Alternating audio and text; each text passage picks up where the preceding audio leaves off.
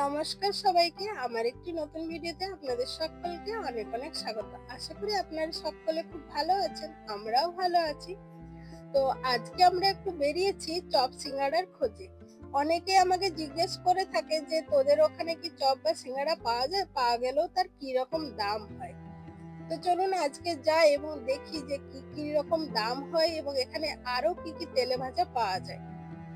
এখানে তো দাম একটু বেশি হয় ইন্ডিয়ার থেকে, কিন্তু মাঝে মধ্যে তো ভালোই লাগে, মনে হয় একটু ঘুরে আসি। চলুন দোকানটায় পৌঁছে গেছি এবং আপনাদেরকে দেখাই যে এখানে সিঙ্গাড়া, চপ, এসব স্প্রিং রোল, এসব জিনিসগুলোর কি কি দাম রয়েছে।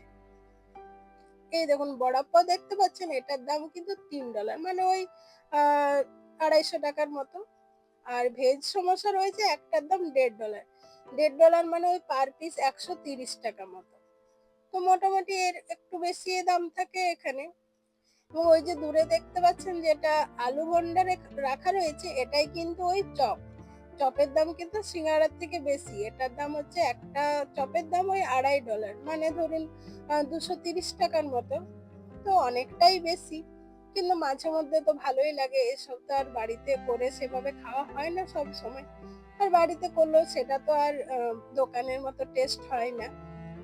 তাছাড়াও অনেক কিছুই রয়েছে এখানে, নানা রকম যা ইন্ডিয়ান আমাদের স্ট্রিট ফুড পাওয়া যায় সবকিছুই এখানে পাওয়া যায়।